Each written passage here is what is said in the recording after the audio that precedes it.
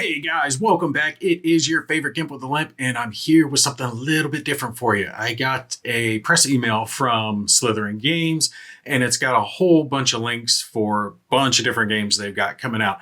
So what we're going to do is we're going to go over them quickly, and since there's a lot of videos, I think there's 7 here, a whole bunch of different games that are coming up.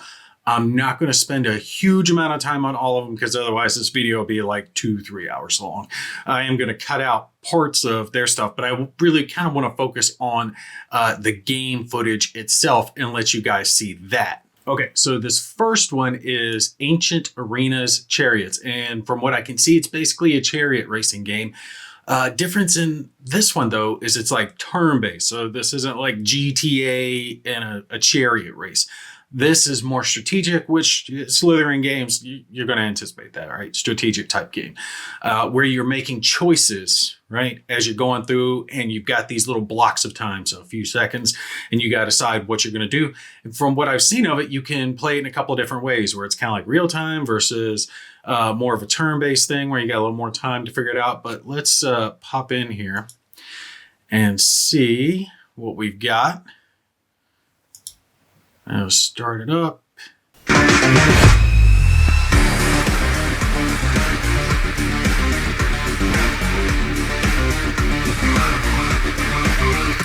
During this one particular round. And no offense to the guys, awesome. I'll have links to all these videos in the description, so you can go check it out for yourselves if you want to watch the whole video and see the whole interview. I'm just doing my basic brief thoughts on it, so we're going to cut out the talking points here and get into the game proper.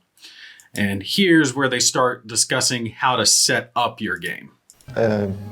Race. And for the start, we choose one of 4 main regions. Regions differs between them with the pool of races that are available there. As we can see, races differs mostly in amount of lanes we have on the track. So here we're gonna choose Spain. It's one of my favorite regions because of unique visuals the Spain region has. All right, so what he's talking about to kind of speed up the process here, the different areas have different tracks, so you can have multiple lanes, right? Give you some variety in the tracks that you're going to be racing on. And then on this left side, what you're seeing over here, should I do it this way since I'm going to be reversed? On this side, you're going to see where the amount of opponents are, right? So you can determine how many and how difficult the AI is going to be when you're racing. So let's actually see some of the racing itself, because that actually looks pretty cool.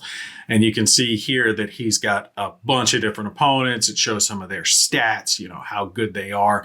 And their difficulty is hard, which is going to make it difficult on him.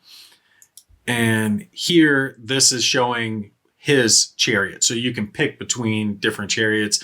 Some might control a little bit better. Think of it like cars, right? And kind of a combat racing sim.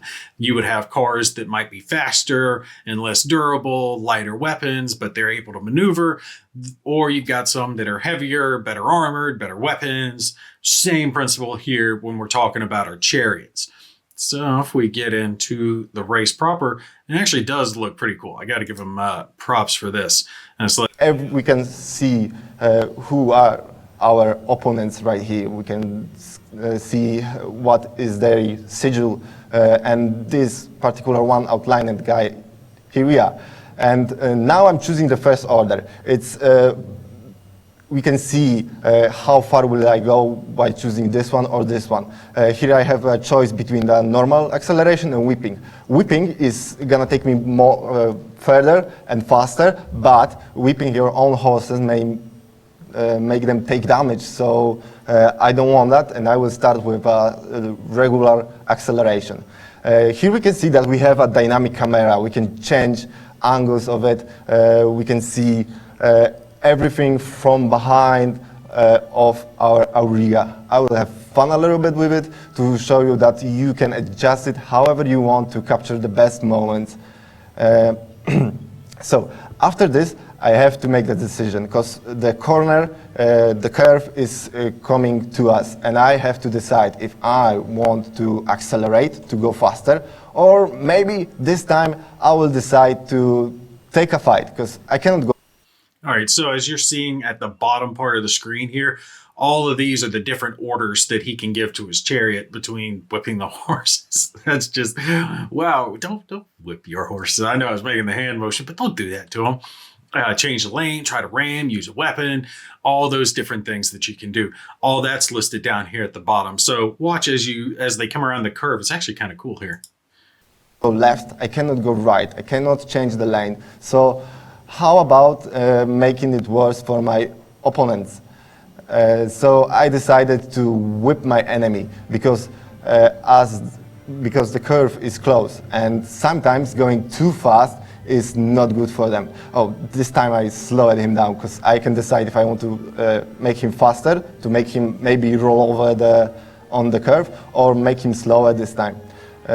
Yes, and now we are going to one of the most important decisions in the game. How do I want to play it on the curve? Because, as I said before, going too fast may cause me to roll over. I don't want it, so I've decided to pick a control stance, which allows me to control my horses, because when I go too fast, my horse... Okay, and you can see here, it's the same principle that you get in like a NASCAR race, right? When you're coming into the curve, there's a big difference. Of course, you want to drive the least amount of distance possible, but to make that tight turn, you have to slow way down. Otherwise, you'll tip over and go flying out, right? There's only so fast you can go in the curve. If you take a wider stance, right, come out on the outside, you're going to cover more distance, but you're going to retain more speed. So those are the choices that you're having to make as you're coming through this. And you can see this top horse here, as he was coming around, he actually gained on the player's horse because he was covering less distance. So initially he was in front, but the player's horse, not having to cover as much distance, was able to catch up relatively quickly because he had retained more speed. And it's neat, all right? It's basic racing principles. I like they got that in there. Just might slip to the truck next to me. And here I am again, stuck between two enemies. What I'm gonna do? I decided this time to slow down the right one because I'm faster than the chariot on my left. I eliminated the enemy on the right, and now I'm gonna do a little trick. I will try to block the enemy on the left. This way, he's not gonna, for sure, not gonna pass me in his next turn. But now I'm going really, really fast. What I'm gonna do, because I'm on the most inner lane of the track, it might be risky for me to go this fast on the track, but sometimes a little bit of luck is really needed.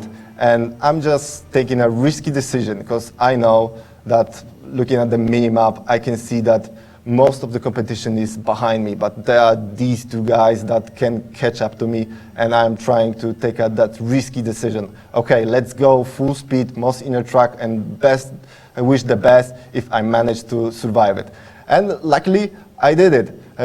My chariot got a little bit damaged. I lost a little bit of my speed, but that was the risk I took in order to gain advantage. All right, so you see the basic principle of how this is going to play out. It's a racing game, but there's a lot of strategy to it, and the fact that you've got to choose whether to attack your opponents, what lane you're going to stay in. Are you going to whip your horses? Are you going to damage yourself to go faster, or are you going to try to play it safer and hope that the opponents wear themselves out?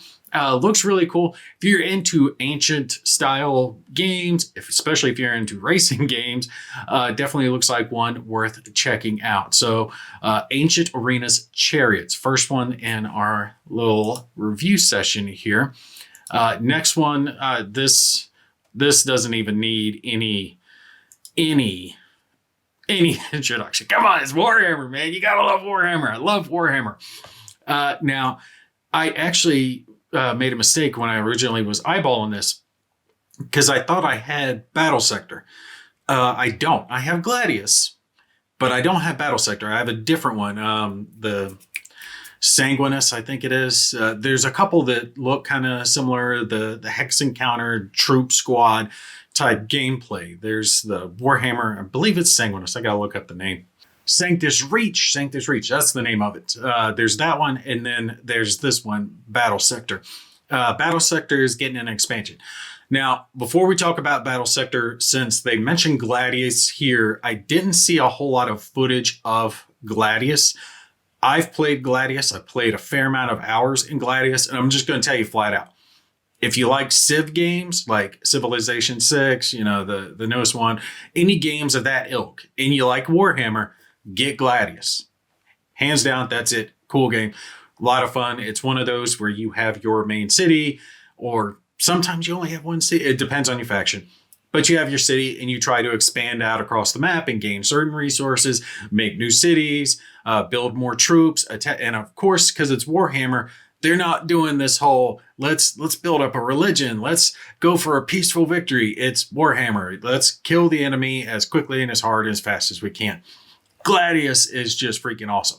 It's got the Necrons. The Necrons are my faction. Love the Necrons, right? So if you like Civilization 6 and you haven't played Gladius, well worth checking out. We're coming to the end of it. I know they got a winter sale going on Steam now.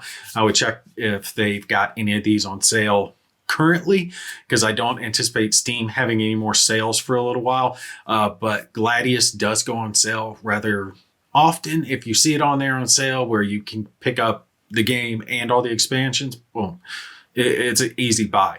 Battle Sector, I can't comment as much because I haven't played that one. I was thinking of the other one that is similar. But from what I can see, it looks like a good game. Too many games out there take the Warhammer IP and they just brutalize it. They attach it to some game just to get sales, especially like mobile games. I don't think they've done this with Battle Sector. I think they actually put out a good game in the Warhammer universe. So many other games, they try to rest on the IP. This one did not. So let's watch some of the footage of it. And they are adding the Adeptus Sororitas to it, the Bolter Bees, as I like to think of. Epic turn-based action with the Adeptus Sororitas DLC. Included in the DLC are 15 new exquisitely crafted units with lore-accurate models, directly inspired by the official tabletop models. The units also come with their own special abilities. I'm trying to see. Oh, is that it? Is that it? Because if that's it, I'm gonna have to get this game. I'm gonna have to get this one to play. That looks like a penitent engine. I think it is. I can't tell for sure from this small picture, but I believe it is a penitent engine. For those of you who do not know Warhammer, in the universe, in the lore, if you are blasphemous, right? If you are not part of their religion, you do something extremely bad, not just warranting death, right? Not just getting executed or turned into a servitor, which is basically where they make you a robot, a hybrid human robot, and lobotomize you, right? Warhammer's dark. A penitent engine, if I'm remembering the name right, I think it is penitent engine, is a machine that is like a big war mech. But the difference is you, the pilot does not get protected. You're like strapped into this thing, right? Just arms out, balls out, just going at it. No protection. And your duty is to fight for the Emperor until you are killed in action. And they pump you full of drugs to just drive your aggression and pain centers to the max. So you're in incredible pain and you're almost psychotic with all the drugs they pumped you full of. And it puts you into this huge battle rage. And it is your duty to go out and die the bloodiest way possible. But the minis for that creature, that character, are so freaking cool, so well designed for what it is. So the Adeptus Sororitas is just cooler than hell, right? They're kind of like the female Space Marines, but that penitent engine is just freaking awesome. If that's in this game, I gotta get this thing. And war gear, and are primed and ready for battle in skirmish, multiplayer, planetary supremacy, and the new demonic incursion mode. The Sisters of Battle bring a whole new dimension to the battle for Baal, as damage charges special abilities, damage resistance, and HQ powers. Combined with potent healing options, especially tough units designed to soak up damage, and the ability to shield more fragile units, the Sisters of Battle have a unique and interesting synergy, unlike that of any other faction. Now, if I remember right, I think Battle Sector caught a little flack because it was a little light when it first released, because I think it only had the Blood Angels and Tyranids, so it was Blood Angels fighting Tyranids. But they've definitely expanded it out. I'm not positive of all the factions. Let's eyeball it real quick.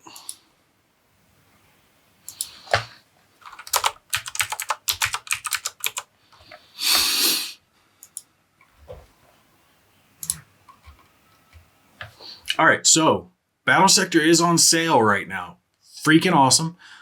Looks like there's some bundles, and right now you have Sisters of Battle, Necrons, Blood Angels Elites, Tyranid Elites, and soundtrack, which is, I've never been big into the soundtrack, but it is nice that they've got the DLCs on sale in case you already have the game but don't have those. Necrons are an absolute must buy, and Sisters of Battle so far rated positive.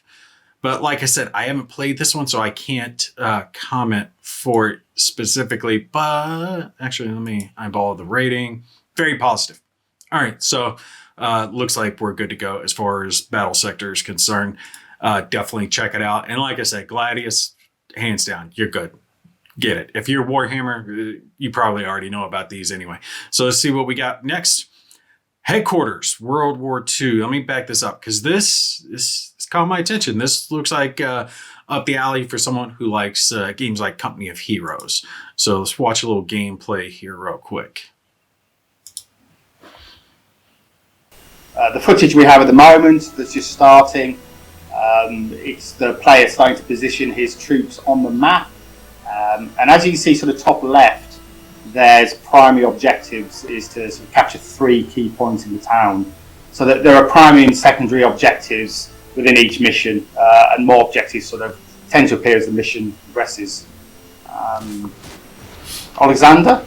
Yeah, so here you can see like the allies who are landed fighting with allied German troops that you are going to help defend the town. And as you can see, there is some building collapsing, so I just wanted to bring up one of the key elements of the game, that is the destructible environment. So in the game there are a lot of environmental objects such as buildings. Hold on, I gotta pause that. I gotta take that back just a little bit. You guys watch there real quick. Let me expand this out. What am I doing?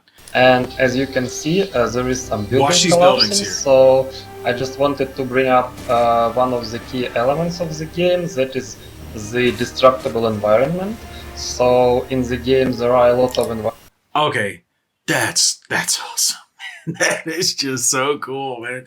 I love it when they got destructible terrain like that, and it looks good. The graphics on this are really good. It looks like turn-based type game. Objectives have your typical factions that you're going to see in a World War II game: British, Americans, Germans. I'm not sure if Russians. I don't think it's set in that theater. Let's keep watching. environmental objects such as buildings, some fences, like, I don't know, tree lines, yards, high vegetation, and so on. So all of that affects the gameplay, but a lot of that could also be destroyed by being bombarded either by the player or by his opponents. And basically the player has to adjust quickly to the changing situation on the battlefield. For example, if a house that your troops were positioned in has collapsed, you probably have to look for a better position and so on. So you really have to like follow what's happening and, you know, think in advance of what would you do if the position collapses and you have to switch it and so on.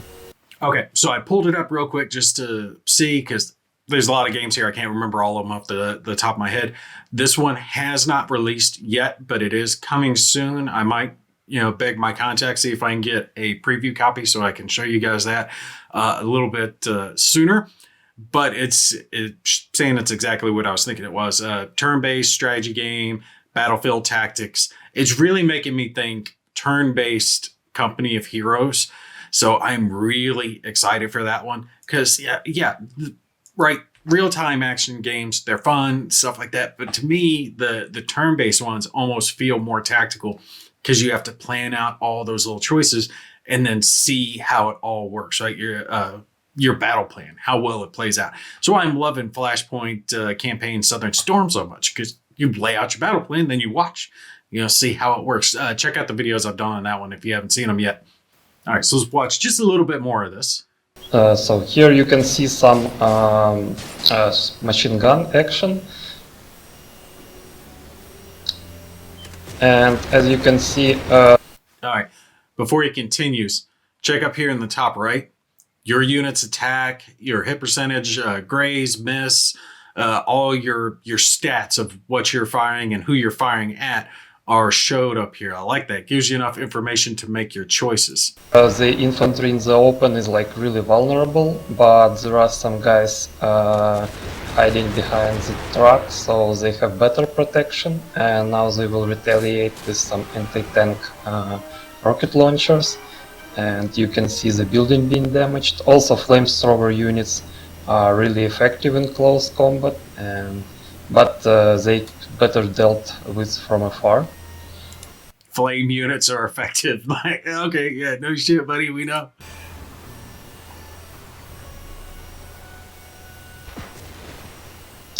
So I guess another important part of the game, especially in the single player campaign, is the unit management, the headquarters section of the game.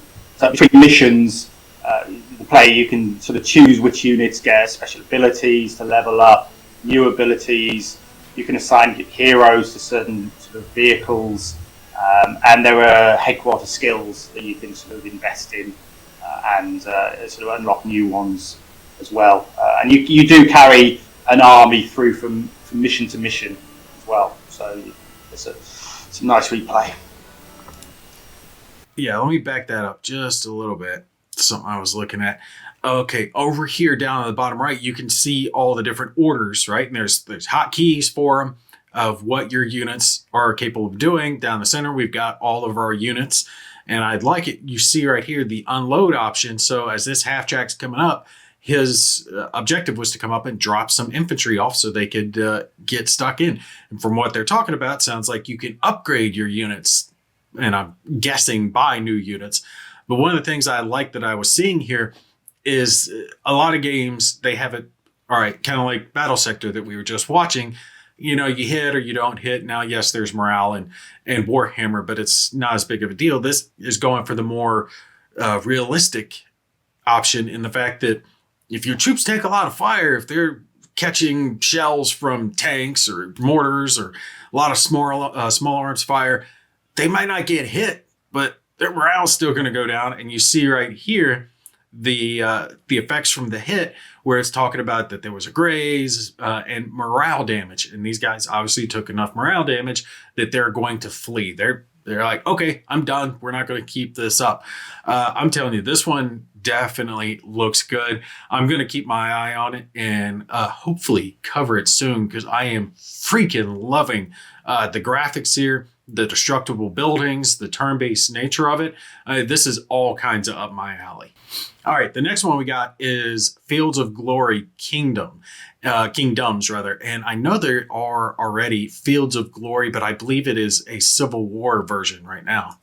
No, actually, I was wrong. There are Fields of Glory of many types. Medieval empires, Fields of Glory 2. I think that one's the Civil War one that I looked at. Nope, that's ancients. So yeah, there's all types of Fields of Glory currently. Let's see what this Kingdoms one is going to be all about. Game that's set in ancient times. Our game here, Kingdoms, is set at what you might call the birth of the medieval era. The game starts in 1054, right after the Great Schism between Western and Eastern Christianity, splitting between Catholic and Orthodox faith, an event which is still having repercussions today, you could say. There's a lot of finely poised campaigns going on at the moment. There's tension between Normandy and most of its neighbours. The Reconquista is shaping up in Spain. The Byzantine Empire is trying to fight off the Seljuk Turks. So there's a lot of finely poised power balances at the start of our game. As you were saying, we are a turn-based WeGo strategy game. WeGo is not something we do so much of, but it's one of our WeGo games. Up to 16 players can play simultaneously in multiplayer. As the map is showing here at the moment, we cover all of Europe, plenty of Middle Eastern countries, and an awful lot of North Africa as well. In comparison to empires, we have more major nations this time. I think we have about 10 major nations, and the major nations this time, gameplay differs a lot more than it did in empires. So the major nations, off the top of my head, England, Norway, France, the Rus, and so on, they all have very different gameplay styles. Venice too has a unique gameplay style. There's a lot of historical fidelity in the game. We placed a premium on historical accuracy. I'm sure people will point out plenty of errors in the chat. But it's also worth noting that history here is not destiny.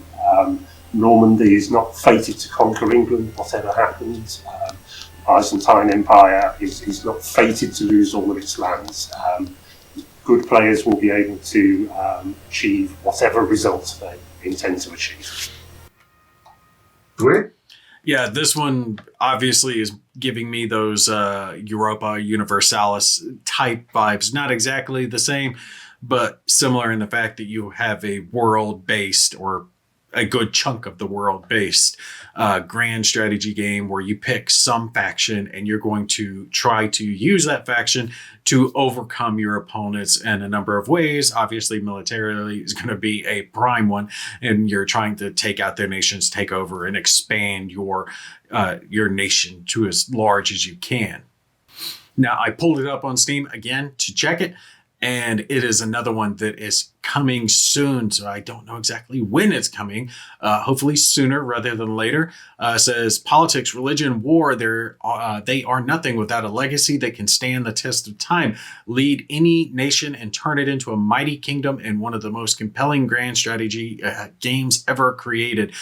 So obviously this one is going to be for people who are into Europa Universalis, Crusader Kings, those type of games. If you are into that, Fields of Glory Kingdoms is going to be one. And it's Field of Glory. I keep saying Fields of Glory Kingdoms is going to be one that you want to check out. Let's see if we can get a few more examples of gameplay before we move on. Could ever get easily, or could never easily get too powerful. There were always breaks on your ability to just roll over your neighbours. More lands to control always brought more problems with you. They place stress on your administration.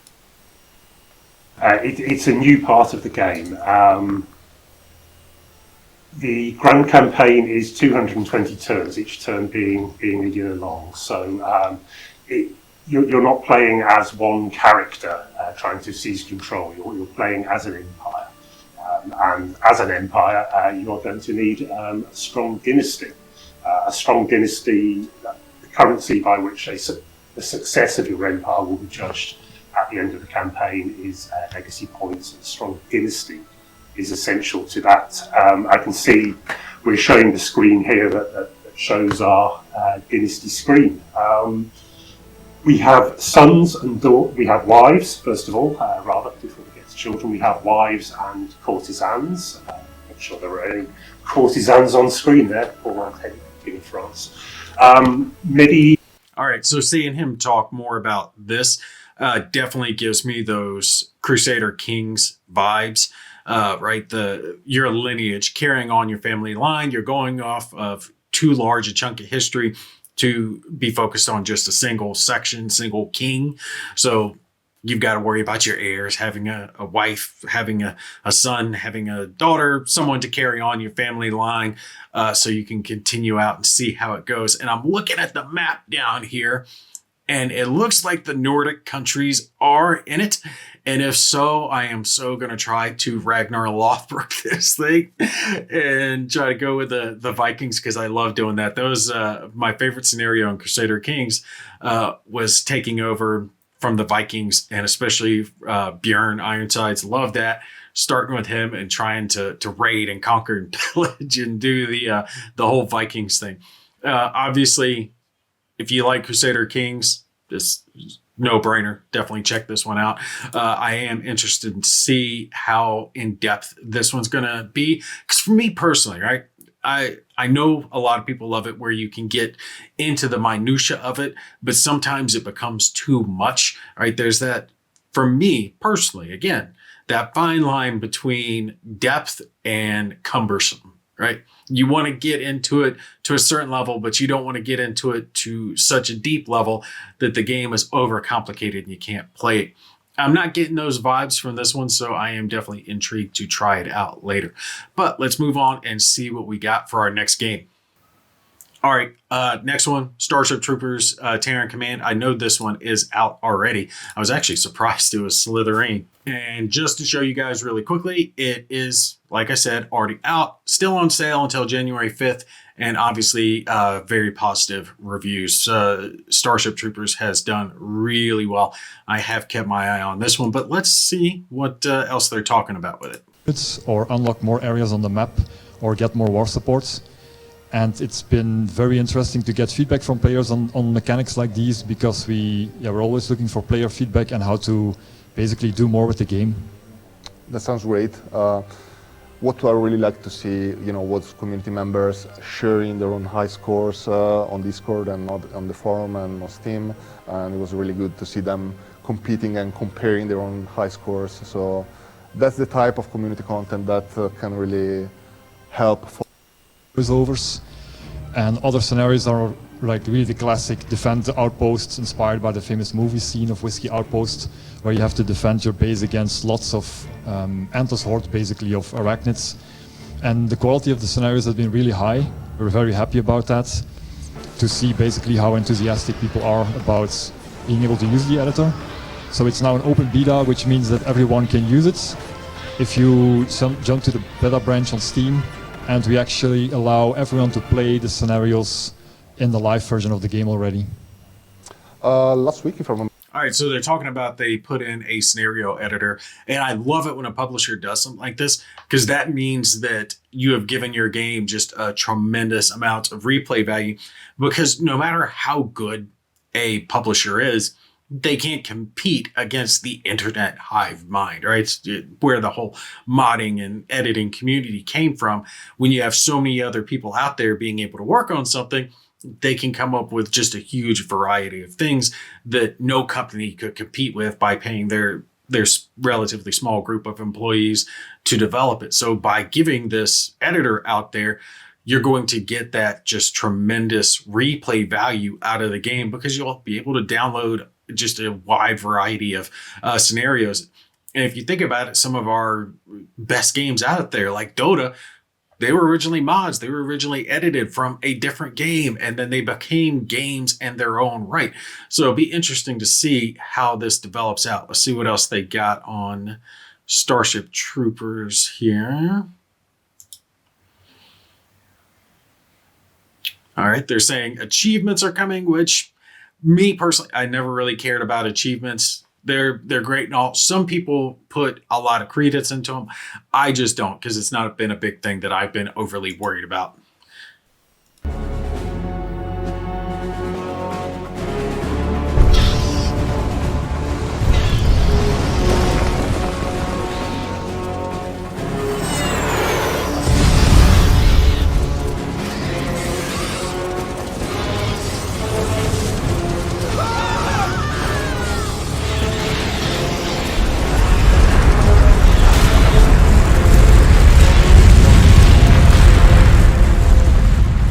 Okay, yeah, that's freaking awesome, man. All right, that's just great. being able to replay that scene, especially from Starship Troopers, the first one, not the crappy other ones that came up after, but where they're defending the outpost and there's just waves of bugs coming in on them. That's what's really going to sell this game. But that looked cool as hell. I am definitely going to have to give Starship Troopers a chance here. All right, next one up is Broken Arrow. Now, before I even get started, you guys are going to see a lot of comparisons here. Let's put it up. A lot of comparisons here to Warno or Steel Division, that type of gameplay, right? The very grand strategic scale where you're looking down, you just see basically the icons of your units, but you can scroll in and get really close in there and see your units. You'll have a selection, whatever order of battle that you've picked out for the campaign or the scenario, and you're going to have to make good combat decisions. Now, the reason I've liked games like this, and I think they've done so well, is the fact that it's not like Command and Conquer or games of that ilk where you could overcome the challenge by waves of force, right? Attrition. You can't do that in stuff like this. If you make bad combat decisions, if you just roll your troops right up the main highway and try to walk right up to the enemy, you're just going to get blown away. All right, it doesn't matter, World War II version, the modern World War III version, whichever, you're going to get taken out. You have to make smart decisions. You have to get up, get into a good defensive line, start slowly pushing your way up by using artillery and air support to clean out your enemy positions and have your forces move up. Really cool gameplay. Plus, the graphics on these games are really good. Warno launched. It was not well received when it came out, but they've actually turned that one around. I have to give them credit on it. And it is nice to see that there are more coming in the genre. Now, just to let you see here on Steam, I pulled it up again. The game is not out yet. It is another one that is coming soon. Says it's a large-scale, real-time modern warfare tactics game. A unique army building system and deep unit customization tools allow for endless replayability with 200-plus realistic military units and technologies. Each battle is more immersive than ever before. They really have a chance to come out swinging here since they haven't released.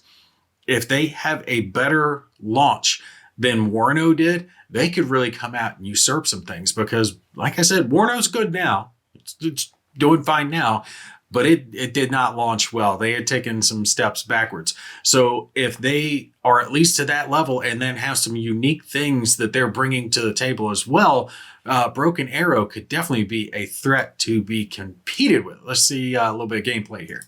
They just send the planes and bomb it, except that's not so simple. There is an anti-air battery protecting the artillery battery. So what's happening is that a group of reconnaissance and infiltration has been sent on the other side of the peninsula to take out the anti-air first.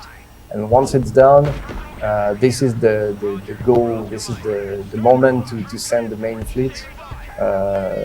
Once the anti-air and the artillery have been destroyed. So for the moment, it's a mission that is rather early in the campaign, so we're still bringing the players slowly to the mastering of a full big army of troops. So here you start with a few units on a small area, and the objective is to progress through the... Now, that's something that I didn't like about some of the previous types.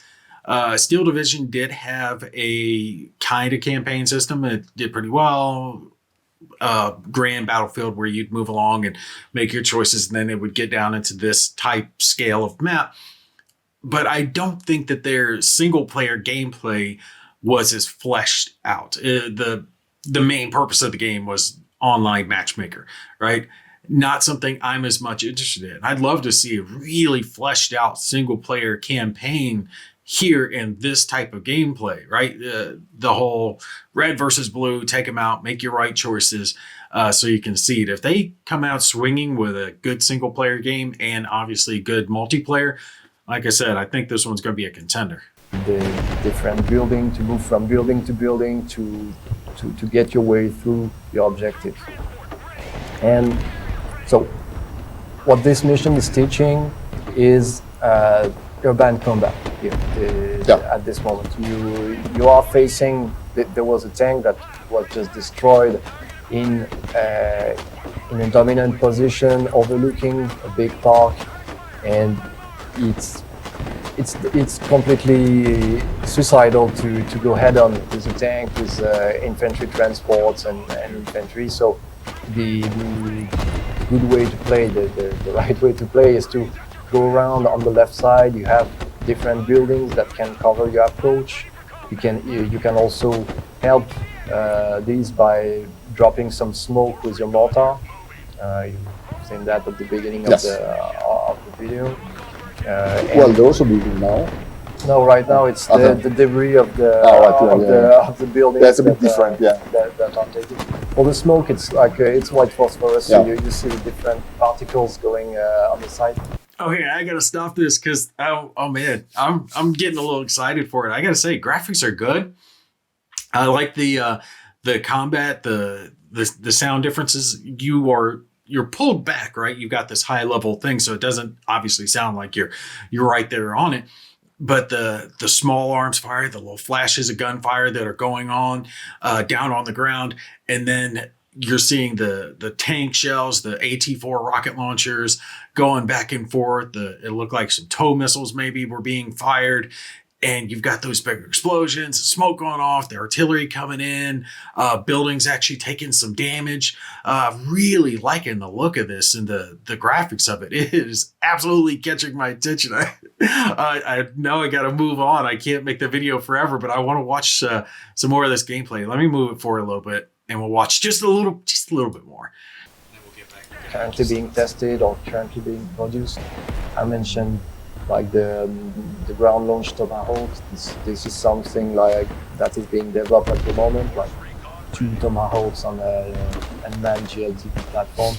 So this remains a fantasy war in a realistic setting.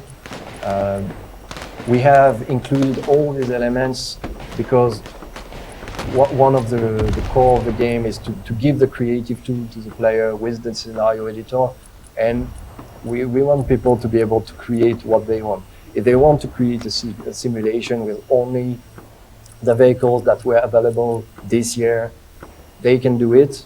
They do what they want. If someone wants to make something really crazy with which, like having units side by side that never met each other, this is possible too. Each person will really choose the level of realism they want to put in their scenario. And for us, we are avoiding the most blatant anachronism, but we are not making a historical game. We're not trying to tell a period of history. We are not making a simulation game, even if we have a lot of elements that are very accurate in the game. Oh yeah, okay. I gotta stop because I'll keep watching this thing. It looks great. You got to worry about your supplies, your angles, your tactics, getting buildings, getting controls area. I love that helicopter coming in and just firing off its rockets up the road, taking them out, bringing in some VTOLs, bringing in, it looks like, some supplies and some reinforcements. Okay, this absolutely 100%. If you're into this type of game, like if you played Steel Division, Warno, those types before, Broken Arrow, it is looking awesome. They would have to make some really bad choices to mess this one up because it is looking really good so far. It has definitely caught my attention. So yeah, y'all stay tuned. I will be doing more on this. All right, our last one, y'all. This is Masters of Magic.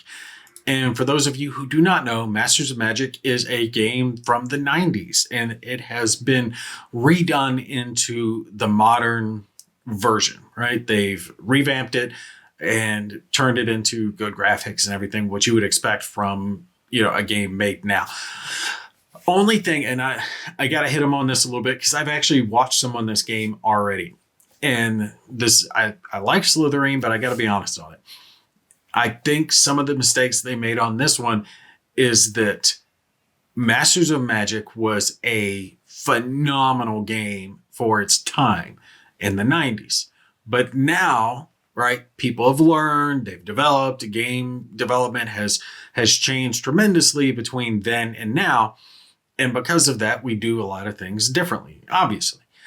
And I think they kept in some of the mistakes from the 1990 version to the modern version. Now, I'll be honest and upfront, I haven't played it yet, but like I said, I've watched a fair amount of it so far.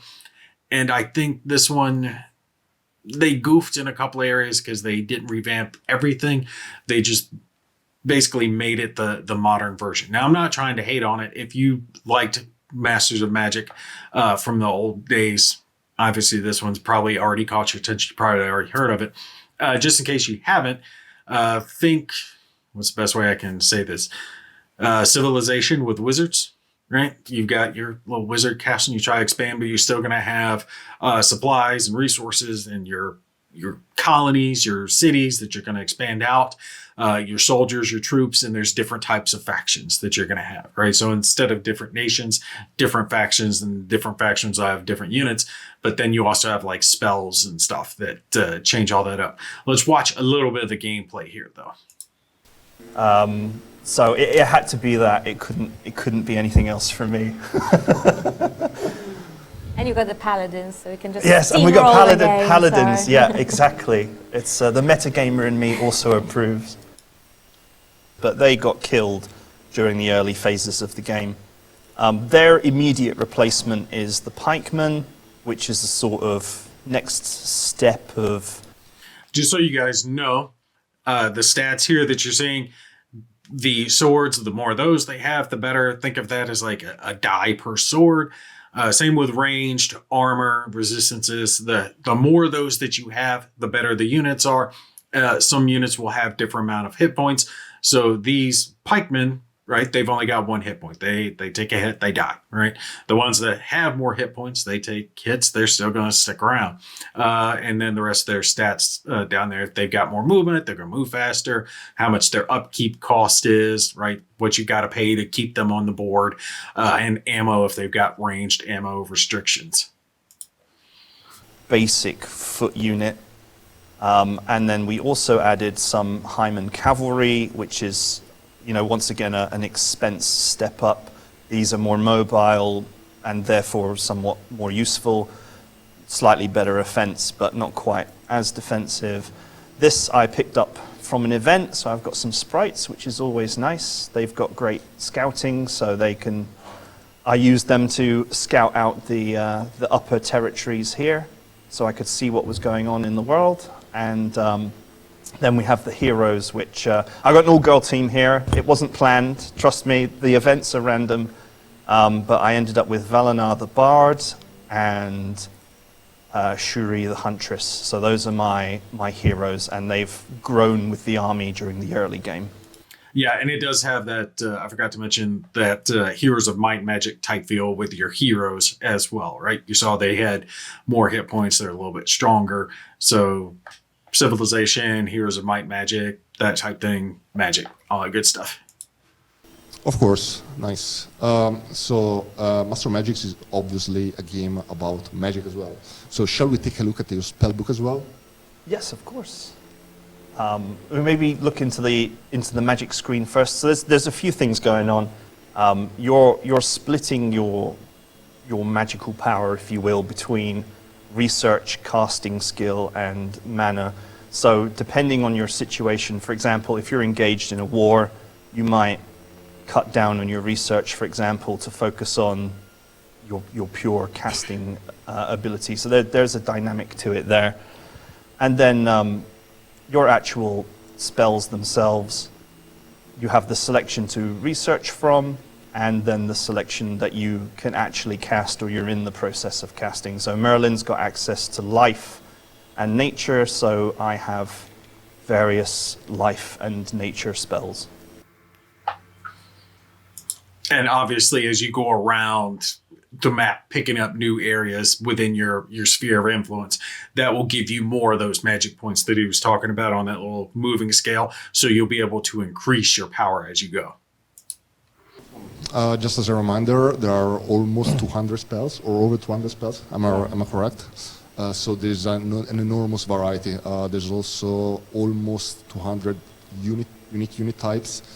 So that's... Yeah. And with when we talked about the magic books and that, it's once you played the game a few times, most of us switched to playing custom wizards.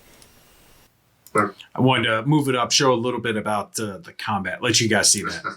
The original one. So this down here at the bottom. So you've got your forces, their forces. It's showing you, if defender, attacker, who's ever on what side, what they're bringing to it. But then you've got that auto battle, right? Like you would have in some games, but it gives you the percentages. So how many, what's your percentage that you're going to walk this battle and not take any damage? Or what's your percentage that you'll win, but you might take some losses? Or what's your percentage that you're just going to get raffle stomped? That's what all of these mean here. His percentages are actually pretty good. More than likely, he's going to come out on top, but probably going to take a few losses, not come out completely unscathed. That's what all these little down symbols are down here. If you're a fan of the original Master of Magic, chances are you will love this new game, which of course is not granted, because there have been some other games which try to recreate the original feeling of Master of Magic, but none really managed to capture that sort of feeling that the original had. Yeah, I hope so. And also our beta testers, and a lot of them are players, as I've mentioned, those players that have played for many, many decades. And yeah, fingers crossed, they've said they still feel like they're playing Master of Magic. And for us as the developers, that's just, I think that's the best praise that we can get, is that it still feels magical.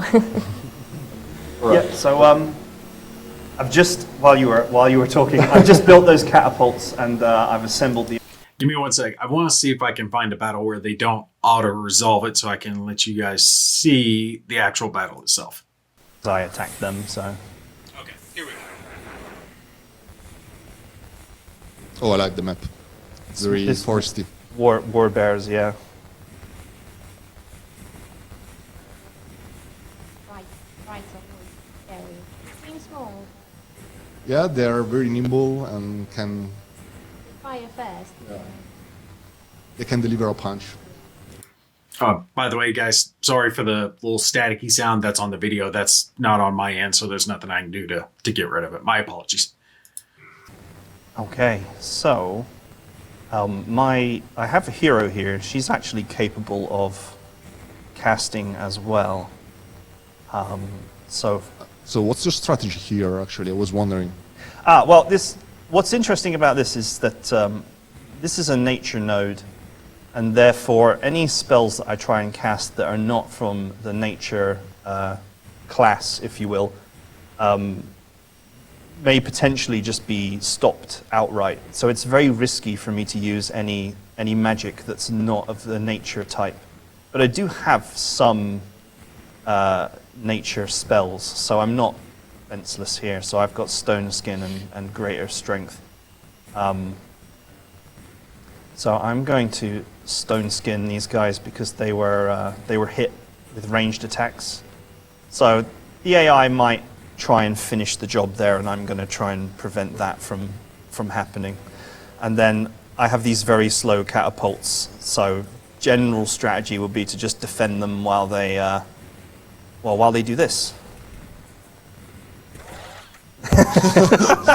I love the sound they make. It's so satisfying. It's just... Admit it, you got the catapults just because of that. They're great. I'm a big fan of the catapults. I'm trying to pick off their ranged units because I don't want them shooting at me from across the map. Now some heroes can equip different weapons, and Shuri here, the huntress, she has a bow, so I can also use her at a distance. But she's I don't know if you noticed the negative marker on her here. She's been webbed, so she can't actually do anything right now. So I'm just going to have to leave her be, and I'm going to bring my cavalry. All right, so that lets you guys see the basics of the gameplay. Obviously, you're going to have your castle, your civilization as you expand out. You'll develop your army. You'll gain new skills, new magic spells. I think like a necromancer faction is in this. It's always mine. I love zombies, skeletons, things like that. But you'll get down to the battlefield. If it's an easy battle that you can just stomp and not have to worry about it, you can auto-resolve, boom, you're good. You don't have to worry about it.